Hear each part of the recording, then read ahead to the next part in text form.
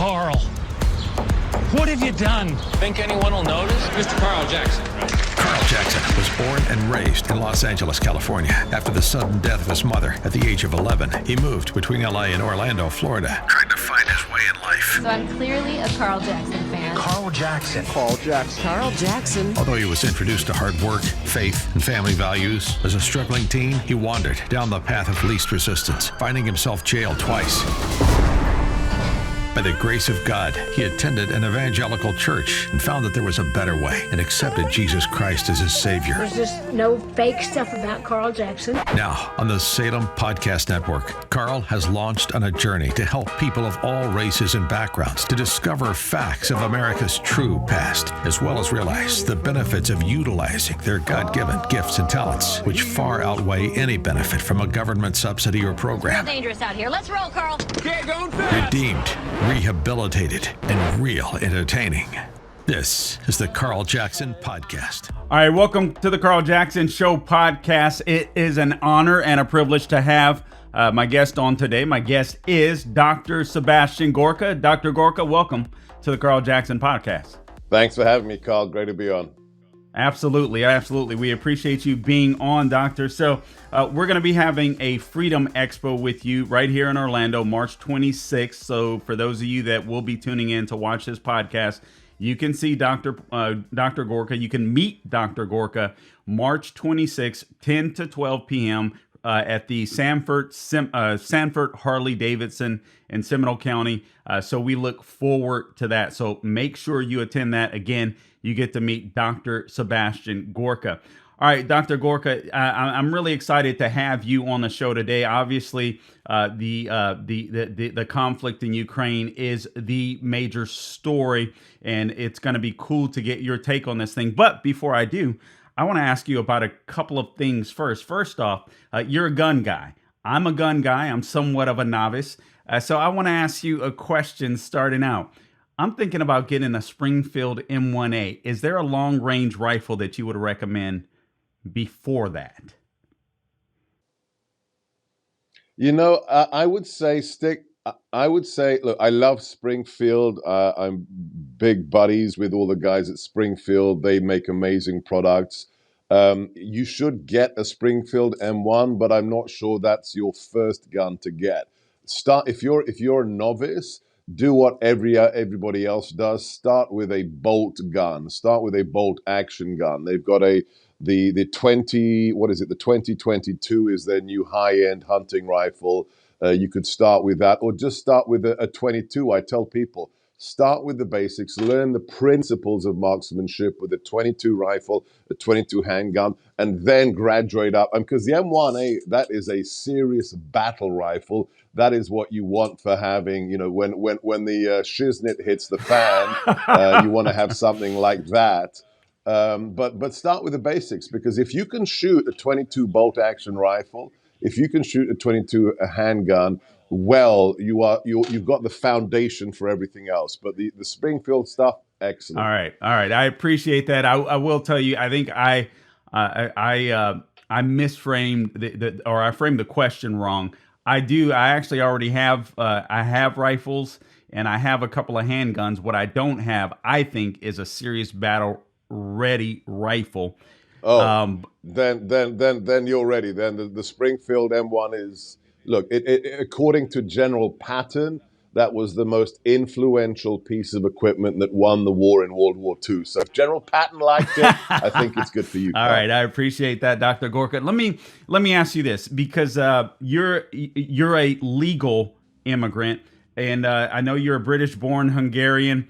I want to talk about that a little bit and how that has shaped your worldview as far as the border crisis is concerned.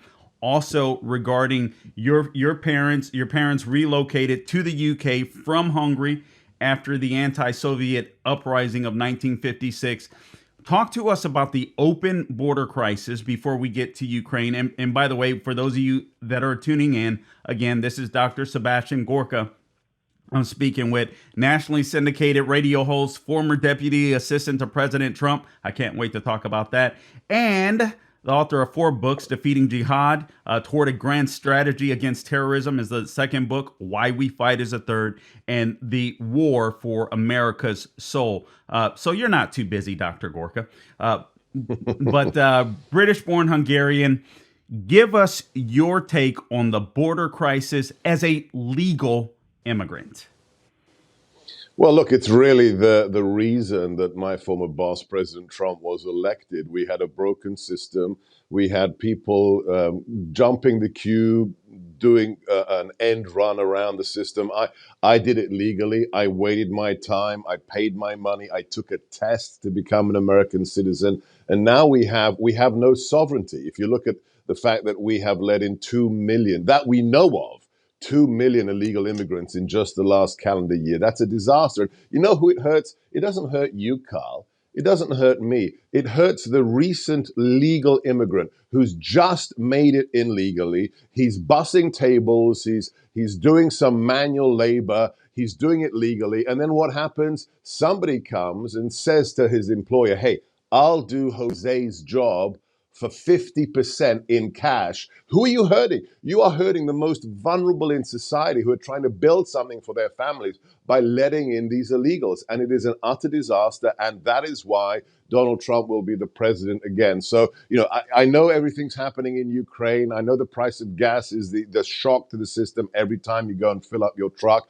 But the illegal immigration, it's a slap in the face. And forget politics for a second. Just forget politics. If you look at the figures from not conservative organizations, but left-wing organizations, Human Rights Watch, United Nations, up to 2/3 of the women and children who are smuggled by the coyotes are sexually abused or raped, Carl. I don't care what your politics is. That's wrong. We must stop it. When you look at the fentanyl figures, more than 100 million people died of overdoses last year coming across the southern border. That's almost double the amount of Americans who died in 10 years of the Vietnam War. So whether you want to save lives, whether you want to stop the sexual abuse of young women, we've got to seal the border. Absolutely agree with you. And I can tell you this, Dr. Gorka, I've owned a small janitorial service. I currently own a small landscaping service. And I can tell you firsthand, when you're undercut, and it's something that I've dealt with on numerous occasions, when you're undercut by illegal immigrants, it's painful.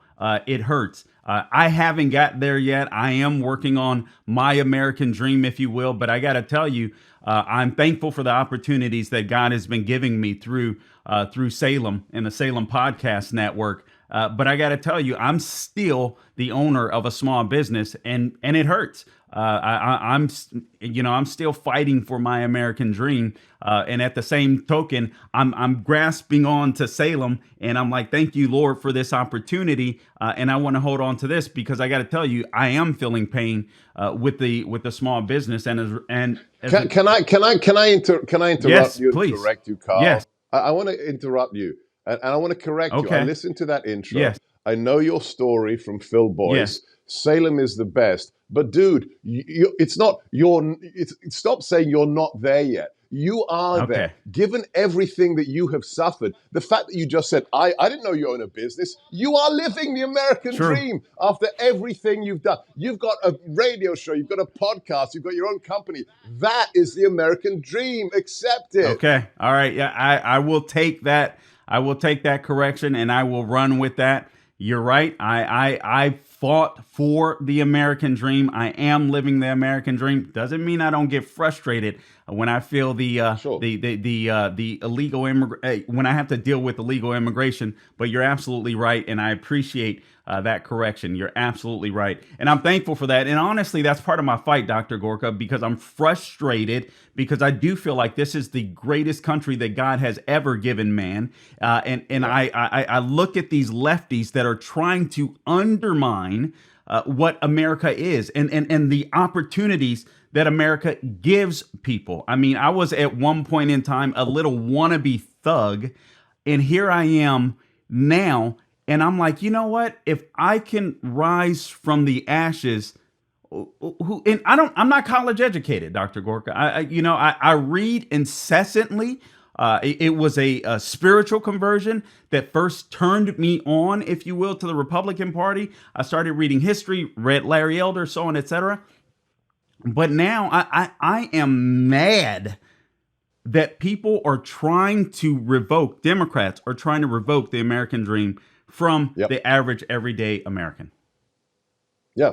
Look, it came to me about a month ago. I was trying to figure out what is it about these people? Because today's Democrat Party is not the Democrat Party of your parents or your grandparents. You know, JFK would not be allowed into the Democrat Party today. So what I'm trying to understand, why are they so vituperative? Why this hatred? And I realized one thing, whether it's AOC, whether it's Nancy, why do they hate my old boss so much? And I realized there's one thing that connects them, whether it's the Washington Post, CNN, Cuomo, the Squad, they all hate America. I mean, seriously, they think America is the problem. They think America needs to be punished. And I forget parties.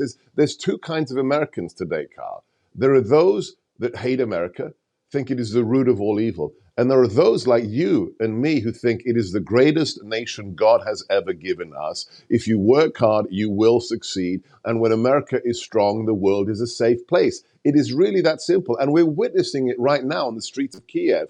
If you don't understand what's happening in Europe as a direct result of who's in the White House, you're missing the point. Yes, Putin is a bloodthirsty, murderous bastard, but in fact, he invaded Ukraine because Joe Biden is the president. He invaded Ukraine because of the disastrous surrender of America in Afghanistan. And that's why we need Donald Trump back in the White House. Because when strong leadership is in the White House, and I don't mean interventionist, when I was in the White House, we didn't invade anywhere. We actually brought our troops back. But when there's leadership that loves this country and understands America must lead, then guess what? ISIS is crushed.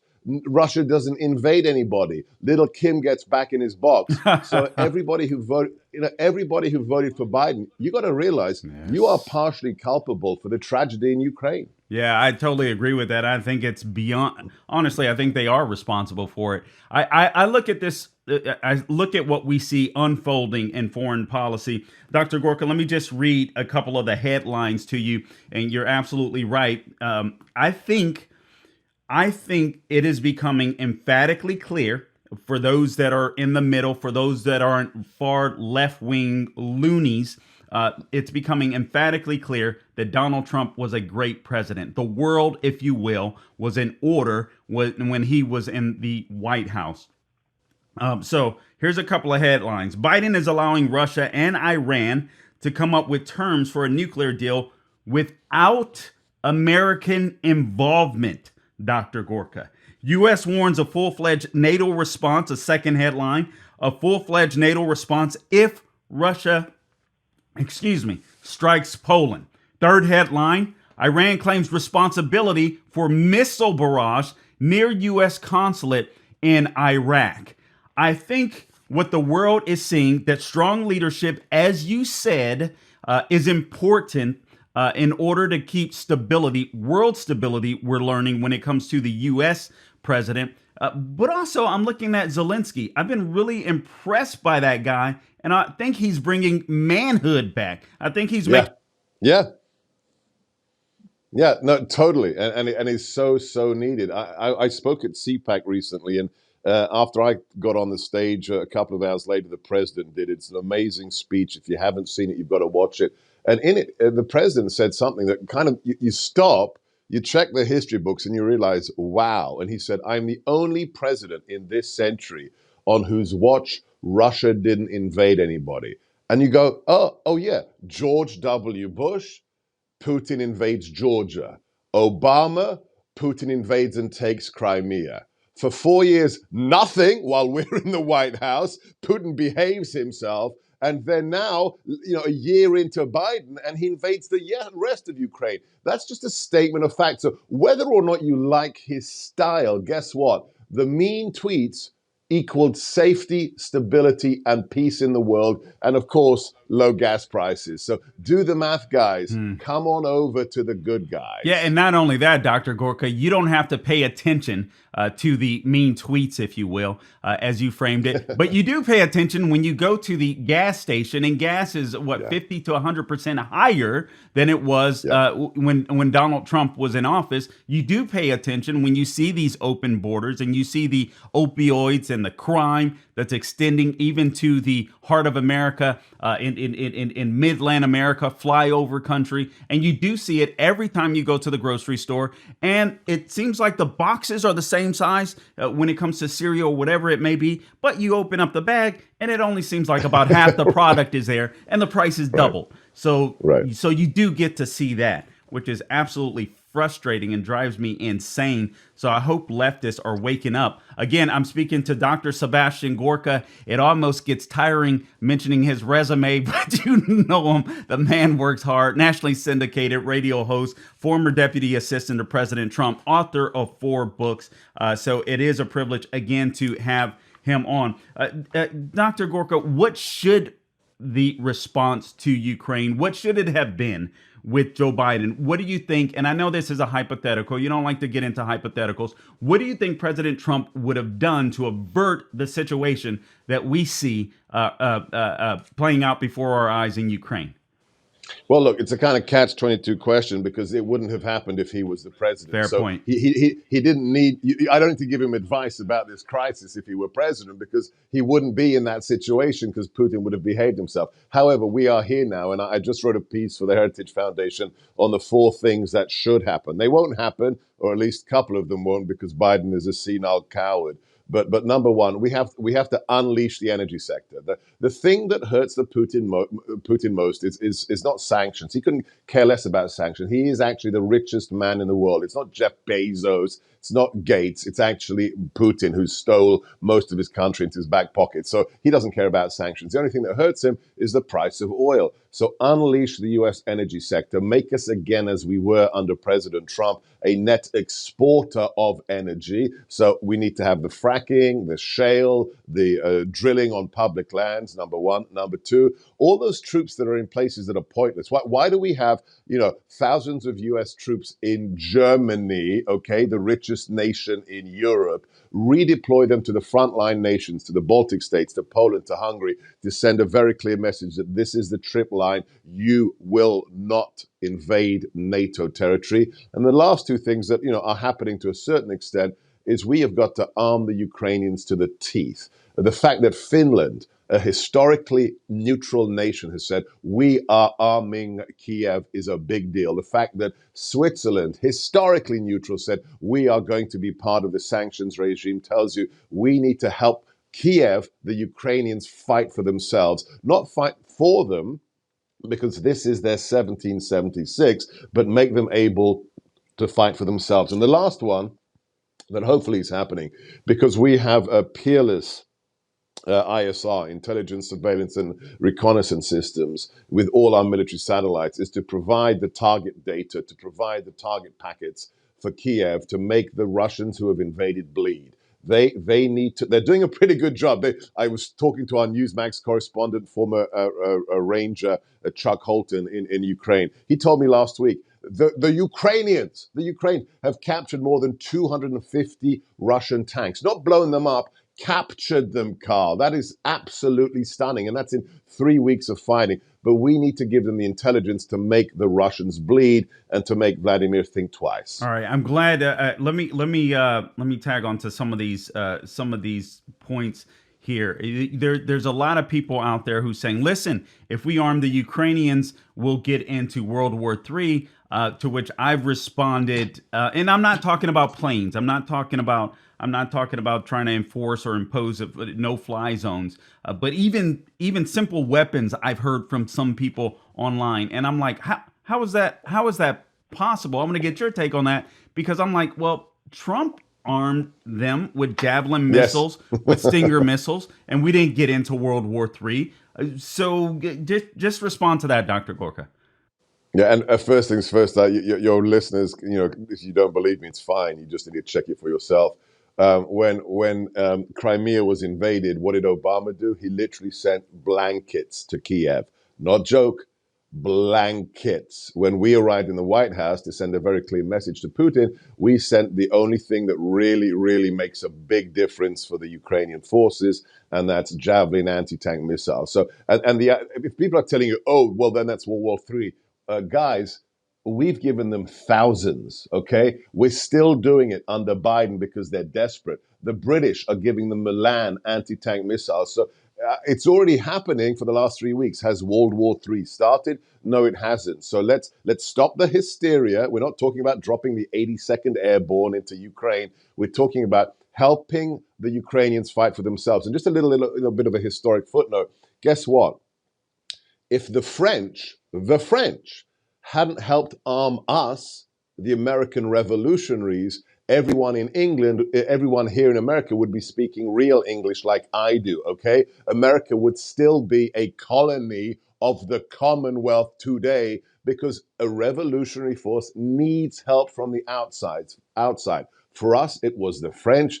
Now it should be us for the Ukrainians because this is the spirit of 1776. We don't need to fight for the Ukrainians, but we should help them fight for themselves, just as the French did for us when we took on the British Empire. Now, Dr. Gorka, you have to be careful when you give that lesson because there's a lot of lefties that are listening that might listen to this podcast and they might say, well, Dr. Gorka has a pretty awesome voice. So if we were talking like him, we'd be okay. So you have to be careful with how you I apologize. All right. Let me ask you this because it's out there and I want to get your response to it. This whole thing, as far as the labs are concerned, I want to get your, and you know what I'm talking about. The labs that are being found in Ukraine seem to have. People are asking, are there bioweapons being made? Is America participating in that? Does Fauci know something about that?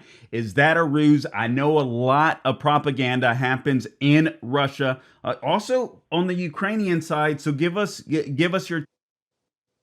Right. So in 1972, something called the Bioweapons Treaty was signed by the Soviet Union and the United States and 107 other countries. And what they did is they outlawed the state use of biological weapons in warfare and toxins. This is 1972.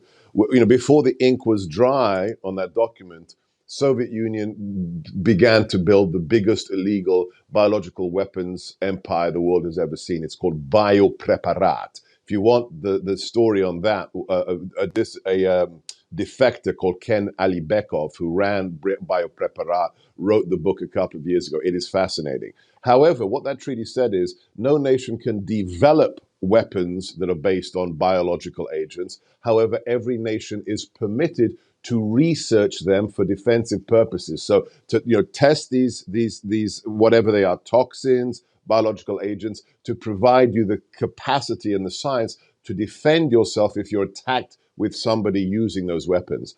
When we said to Ukraine, give up your nukes, which we did in the Budapest Memorandum after the fall of the Soviet Union, they did so after we provided them a security guarantee that we didn't keep.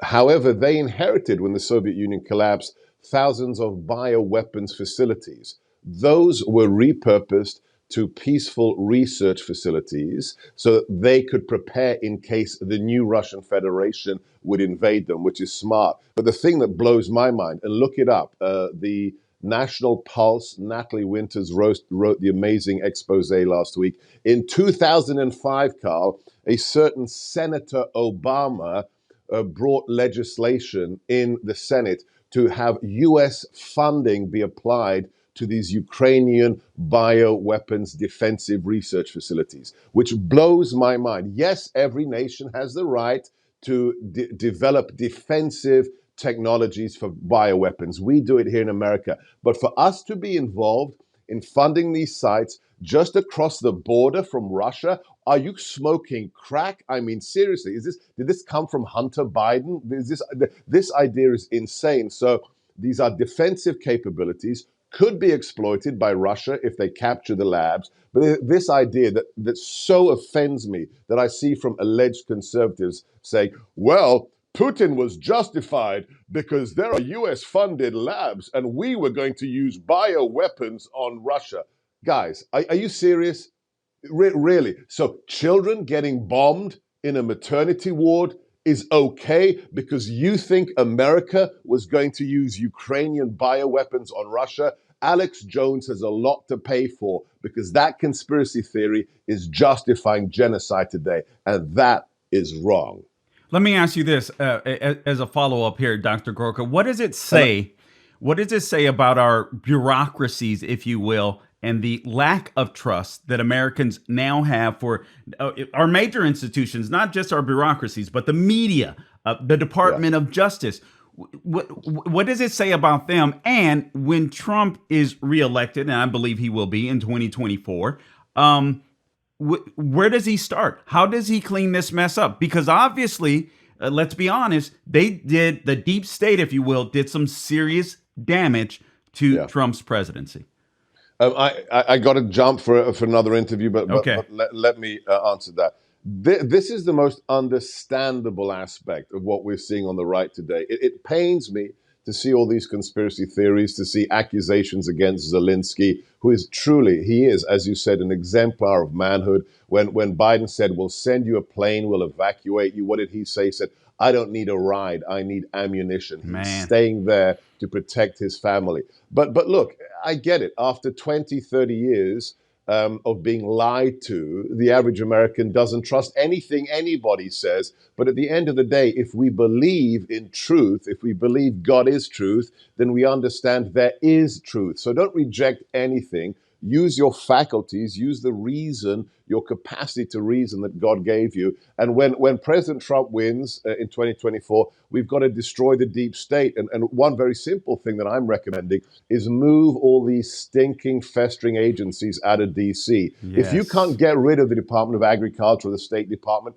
move it to South Dakota, move it to Wyoming, because guess what? Those overpaid scumbags like Fauci aren't going to want to live in real America like Wyoming or Dakota. So we will have real patriots working there. And we've got to root out the people who are seditious, like Alex Vindman. These people are traitorous and seditious, and they must be removed from government. And if they have committed crimes, they must be charged with those crimes. All right. Good stuff, Dr. Gorka. I know you have to go. I appreciate your time. I appreciate your expertise. God bless you for what you do to fight to save America. Really appreciate you, and God bless you. God bless you. Keep living the American dream, my friend. And if you want more, check out my website, sebgorka.com. That's SEBGORKA, sebgorka.com. God bless you and your listeners. Please be sure to subscribe to my podcast everywhere podcasts are found: Apple, Google, Spotify, Rumble, and YouTube. Click the bell at YouTube. I am going to ask you some of the newer sites, please, particularly Rumble. Please subscribe there. Please share the page as well. Also, you can find me on Facebook at Carl Jackson Radio, Twitter and Parler at Carl Jackson Show. We're coming to Getter. We're also coming to True Social. So look for us there. I got to be honest with you guys. Some of these platforms are trying to censor and perhaps will eventually kick us off. So make sure you like and share us as much as possible to get the word out. We are fighting to save America. That is our goal. This is the greatest country God has ever given man, and we want to fight for it. We want to prove that, and we want to be an influencer, if you will, or I want to be an influencer to help persuade those that are a bit confused about America. This is the greatest country God has ever given man, and we need to keep it that way. All right, guys, until next time, don't grow weary doing good, and God bless you.